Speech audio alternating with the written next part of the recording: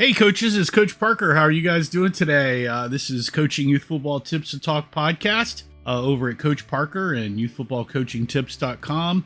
How are you guys doing today? Today we're going to talk about choosing a youth football offense again. This is part 3 of the series, and this podcast we're really going to get into the meat of the series and start talking about popular youth football offenses and how they stack up against all the variables that we've talked about. And today we're going to go through the single wing, double wing, wing T, and the I formation and kind of go through those offenses and then grade those on a variable worksheet I've put together. And so that should be interesting. Before we do that, please like, share, subscribe, comment, and all that good stuff. That really helps me out. If you want to, you can also head over to coachparker.org and check out all my playbooks, ebooks, drills, and all that good stuff. If you purchase anything over there, it supports me to bring more free youth football coaching tips to the community, so that's very helpful. And there's also a new thank you donation page over there. If you just want to say thanks and donate a couple of bucks, that also helps too. So let's jump right into this thing and talk about these popular youth football offenses. And first we have up the single wing. And I think I talked about this maybe in the last episode, but we'll just go over it again so we can get through, in case you missed it, we can get through these 5 offenses. So what is the single wing? It's an unbalanced 4-back direct snap formation. Has a lot of power and misdirection. There's a lot of extra blockers at the point of attack, including a quarterback, since the single wing really doesn't have a traditional quarterback. The strength of it is it's, unbalanced misdirection. It's got the extra blocker. The weaknesses is, in my opinion, you need really 2 to 3, maybe even 4 pretty average backs to run the thing, because you are running a lot more misdirection. You also need a pulling guard. It does have a shotgun snap or a squat snap, which is kind of unique. Another weakness of it, which, a lot of folks run the DC Sainted 6 plays out of this, which I think it gives it a low flexibility. I've always been able to, on defensively, beat an unbalanced single wing team because they've only got these 6 plays. So I think that's a weakness there. And of course, you've got the pulling guard and definitely all the misdirection, footwork, and handwork when you do hand off and stuff. But overall, it's a pretty easy offense for youth. This is a early formation from the 1900s. Pop Warner came up with the formation. There are tons of single wing resources out there, so that's great. I've also got an ebook on it. Caesar, Reed, others have books all over the place. There's a ton of resources out on the internet, so you can check those out. Kind of the main play of the single wing is the off-tackle power play, where you've got the wing back, fullback, and blocking back all hitting basically the D gap of an overloaded side along with the pulling guard. And then the tailback runs through. So that's kind of the main power lead play. Very simple, very easy type offense. You've got the shotgun snap, and your backs have to kind of be above average, but ton of resources. A lot of people run it. And there's a lot of good systems out there to choose from, including mine. So take a look at that if you're interested in the unbalanced single wing. So what's up next? Oh, we were going to go through the actual variables of the single wing. So let's take a look at that real quick. And I've kind of got a grade here. So we'll go through these. Age of players, I'm thinking 7U plus. Definitely need your experience of your players. I think you can get away with rookies in teaching it, but it's a little bit better if you've got a little bit more experienced players. Maturity, memory of players, it's pretty average to low, because if you're running the base 8 or Sainted 6, there's just 6 to 8 plays there. Size of players, because you're unbalanced, you can run smaller. Always bigger is better, but you don't have to have huge players. Size of your roster, it can be a bigger roster since you're only running a few plays. Same thing with minimum play rules. You're only running a few plays, so it's easier to teach in that system.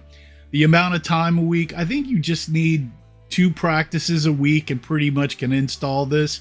Your experience and assistant experience, your offensive guy. I think you can be rookies. I think you can learn this fairly quickly. Although, of course, if you've got a year of football under you, it helps.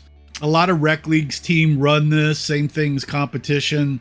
Rec to high-end teams will run it even in high school. So it's a very well-known and popular offense. It's pretty much good against all the defenses if you know how to run it. So there is some stuff there going on that you can do.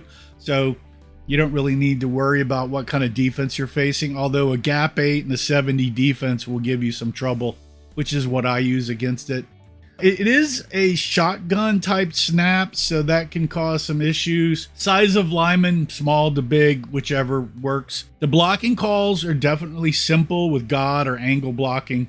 You don't have to pull, but a lot of folks really want you pulling in it in their system. So yes, there is pulling linemen. Is there multiple shifts or motion? Not really in the base play, so I think you're good there. Quarterback skills, you really don't have a quarterback, but there is a lot of footwork with misdirection and where to go and kind of how to do these counter plays. So there's some stuff there. Minimal passing capability, since you're not real. This is more of a run-focused offense. Your speed of your team and your running backs can be average to low. You know, it's always good to have a fast back, but you don't need it because it's more of a power misdirection. That's the type of offensive it is. Versatility and flexibility. I would say it's not really all that versatile or flexible because you're just running basically these 6 plays. If you get off of those, there is some versatility to it where you can kind of spread out a little bit and run some jet, but that's a whole nother kind of system going on there. Is the system easy to learn and execute? Yeah, I would say it's easy. Are there a lot of available materials and playbooks? Yes.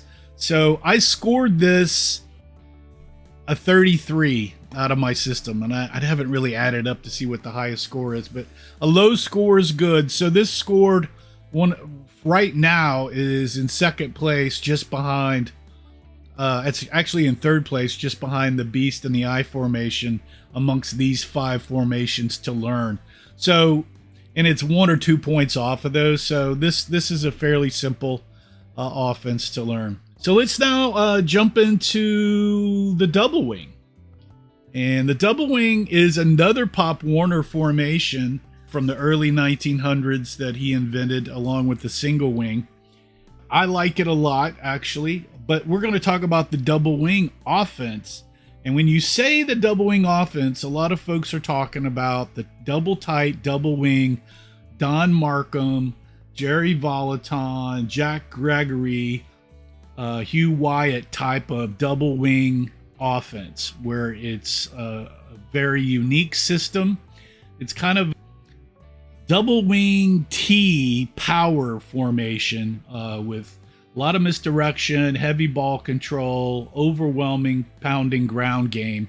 It was invented in, I think, in the 70s by Don Markham, and it's almost a religion with these guys, even so much more so maybe than the single wing. These guys are really diehards when they run it. I've coached with a couple of guys that run it. It is a great little offense if you get everybody on the same page, but it does take some time to get it all working. So what exactly is the double wing? I think I've already given it to you, but it's a double tight 4-back misdirection offense with a lot of power. Strength is the power of the misdirection in the system and series of plays that you run. To me, the weakness is you've got to be a diehard to learn the system. You need 4 pretty good running backs. They don't have to have a lot of speed, but a lot of footwork and maturity and experience works.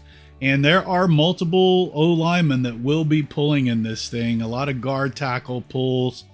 There is some good angle blocking, but you've really got to work on it. So if you're a new coach trying to figure things out, this offense is not going to be that easy. I mean, I just saw some rookie coach post over into the double wing forum, and one of the administrators over there said, yeah, you know, this is an offense you really have to study and work on if you're a coach. So I would agree to that, because I run a form of it. I'm more Pop Warner, wing T-ish, kind of Dale Wiener type of double wing versus the double tight double wing. The main play in this is a double tight double wing toss play to the C gap with the guard tackle pull. So it's where the quarterback is also blocking. So pretty much power offense, and it really helps when you have some bigger people that can block and know what they're doing. So I really think, again, as I said, you need a skilled backfield to run it. The double wing, like I said, is really a Don Markham kind of invention from the 70s. A great book I've read is called The Toss by Jerry Volaton, and Jack Gregory has got some stuff out for youth, and I've also got a double wing formation book out, which is on my website that you can take a look at. So all of those folks, if you're really into it, and also head over to the Facebook double wing groups, will give you a lot of information on how to run the double wing. So there's a ton of resources out there for it. But let's get into what I think the variables are and give it a grade real quick. I know I've kind of gone around on it a little bit, but let's talk about it. So the double wing, double tight double wing, Don Markham, Jack Gregory, Hugh Wyatt, Jerry Volatil style of offense here. Age of players, I really think for rec, you almost need a 9U team. If you've got a select travel group with really good experienced players, you can probably get away with 8U, but you have to already know the offense and understand all the ins and outs of it. I would also say the experience of players, I'm saying, are average to above, because there's a lot of motion and footwork and skills that are happening there. The maturity, memory of players needs to be kind of high. Although you're running maybe 12 plays or so, I still think, because there's a lot of moving parts, you got to be careful. Your size of players, I really believe you need some bigger players to run it, because you're putting a lot, it's a power kind of thing. So, but you can get away with some average players if they know how to block. Size of your roster, I think it's going to be harder if your minimum play rules and you've got a lot of players on your team and you're having to rotate that through this offense. That's going to become an issue, because everybody's got to learn these ins and out. And the same thing that goes with this is the amount of practice time per week. I think you've got to have at least 3+ practices a week to really pull this thing off. When I run my version of it, which is more of a spready type wing T double wing versus a tight, I like to have 3+ practices versus just 2. Your coaching experience and your assistant coaching experience, I think you've got to at least have a year or 2 under your belt before you try this thing, because I guess I tried it about my 4th season, and it was still difficult that first season to get it all going. The second season was much easier, so there's that. Rec versus select, I think you can't do it in rec, but I think it's a great offense for a select travel team. Same thing with competition. This thing really works with higher competition if you've got that skill set, so that's good. Type of defenses, I mean, I think you could run it against anyone. It's not as good against, defenses that stack the line of scrimmage, so pay attention there. Type of snap, it's under center, so that's a help, but the quarterback is doing a lot of footwork, so remember that. Size alignment, I like them a little bigger because I'm running power. Blocking skills, fairly simple with TKO, SAB, maybe some God stuff there, angle. Pulling linemen, yes, there's a lot, so that's going to be more difficult. Multiple shifts and motion, there is a lot of motion. There is some shifts with wing on, wing off, but not too much. But there is a lot of motion. Your quarterback skills, I think his hands and footwork skills need to be really good. He's spinning around and doing all kinds of goofy stuff, so that's higher.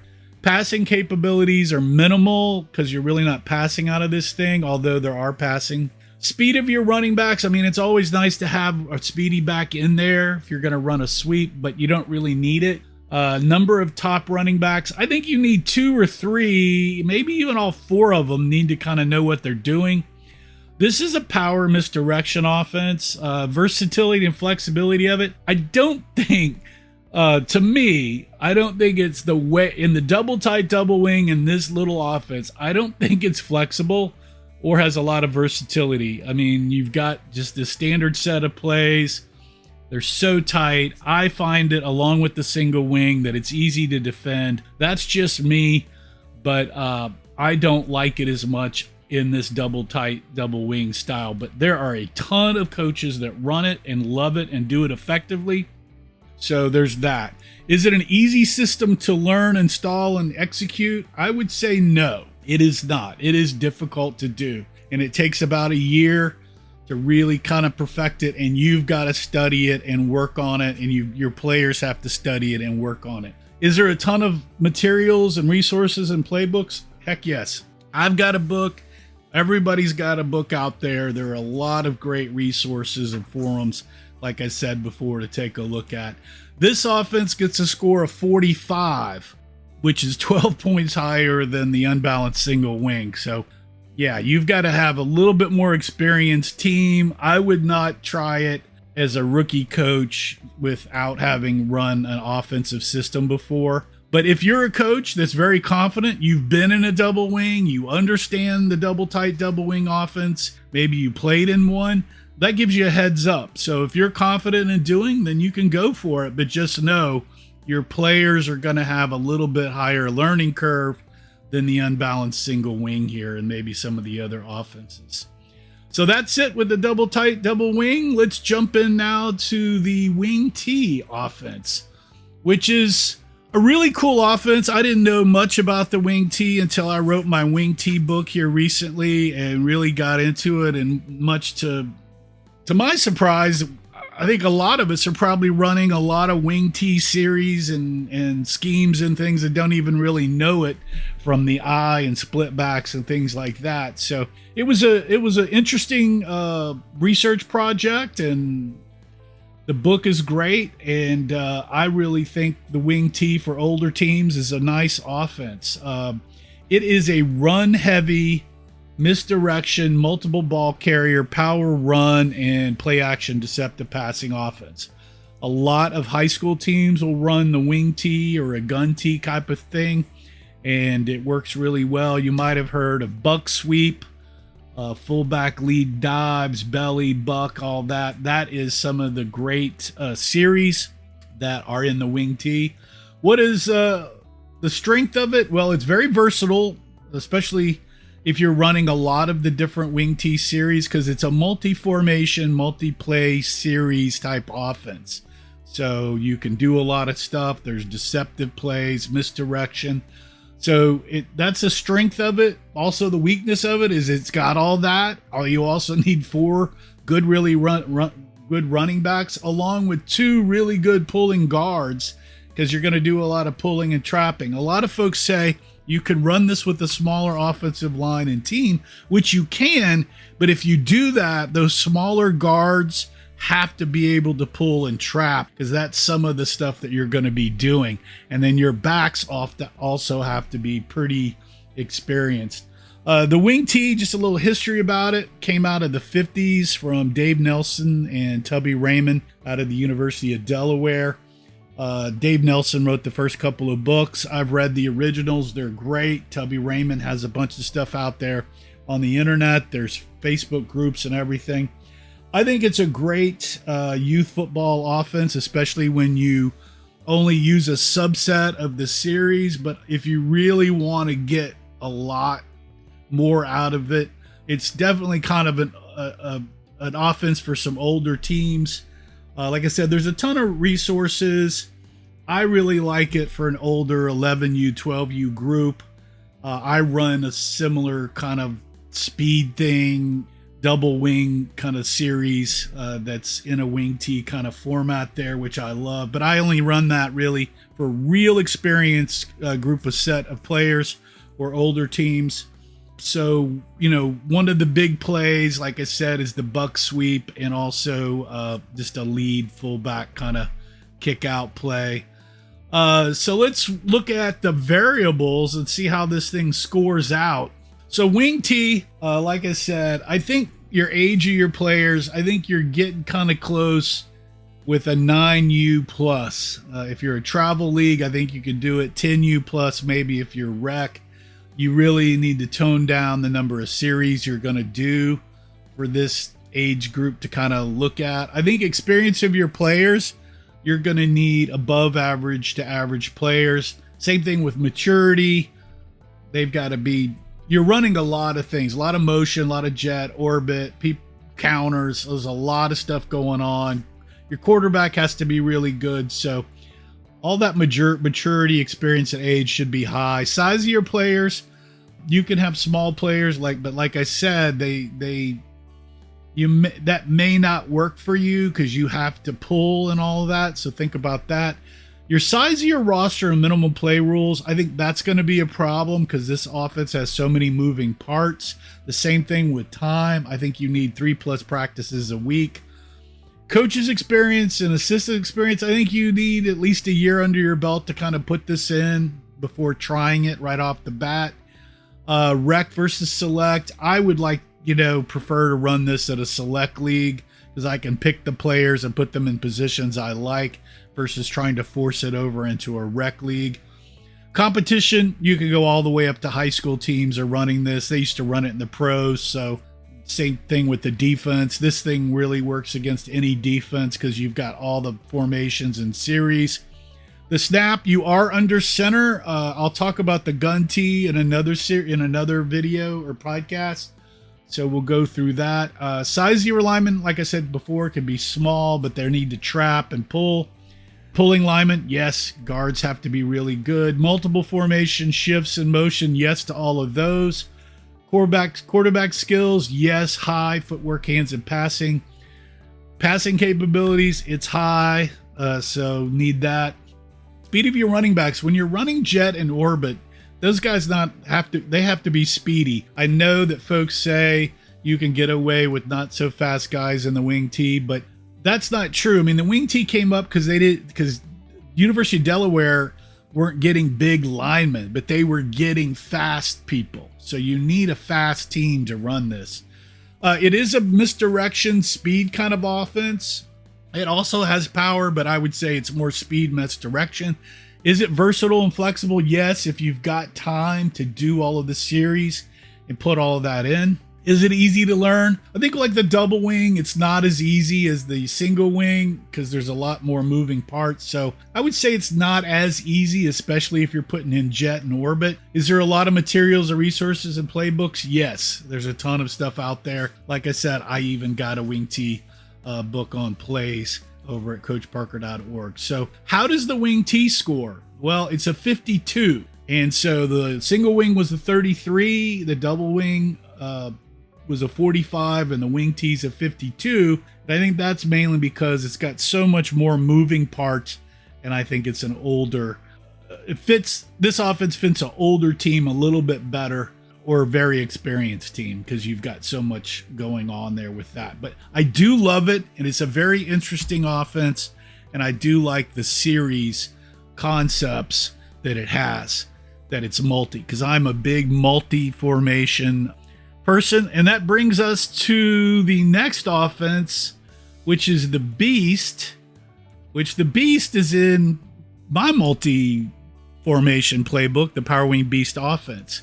But what is the Beast? The Beast in its base tight set is a Yale single wing formation, which kind of came about, according to a book that I've read, as a happy accident where they were in a T and somehow there was an audible or not, but from the huddle it said to line up close to the lineman. So they did, and then that Beast was basically formed. That Beast Yale single wing was formed where you had a quarterback and then 3 blocking backs lined up next to him, either right or left. Put a lot of blocking backs on the line of scrimmage there. That's an interesting formation. It is a unbalanced power wildcat offense with 3 blocking backs sitting next to the quarterback. The strength of the Beast offense, well, it's pretty simple to learn at the youth level because you're basically taking a snap, which you can take under center or in shotgun, and you're basically power running with a bunch of blockers at the point of attack. So that is its strength. The weaknesses is you're relying on maybe 1 or 2 backs, and that becomes an issue if your main back gets hurt. But You can rotate a lot of backs through there, and it's simple to learn. So that's kind of a strength too, because it's easy to learn. But it really relies on one or two guys that are pretty good. It's not a very popular offense, although it is getting more popular with high school coaches. There's a couple of guys out there now that have taken to it. And the Philadelphia Eagles is running a version of it, which is kind of my middle version, called Monkey, as their quarterback sneak. So there's that. Now I'm going to talk about the Beast offense now, sort of how I run it, which is a multi-formation Beast with the three backs kind of move, and that's how we're going to grade it. So we'll do that. The main Beast play that I run in my Beast offense is the Beast tank play, which is a power play to the D gap, sort of like the single wing, where you've just got all the blockers hitting that D gap along with the running back. And so that is the main play. Is there a lot of resources on the internet? Yeah, there's more coming.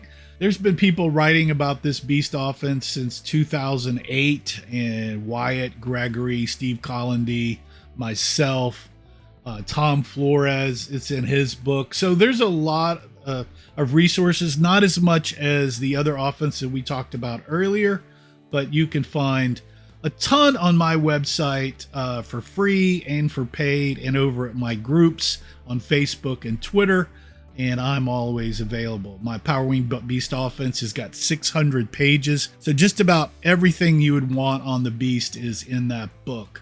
So, like I said, the Beast is a Yale single wing offense formation, and let's take a look at the variables here and see what we think about how easy it is for youth football.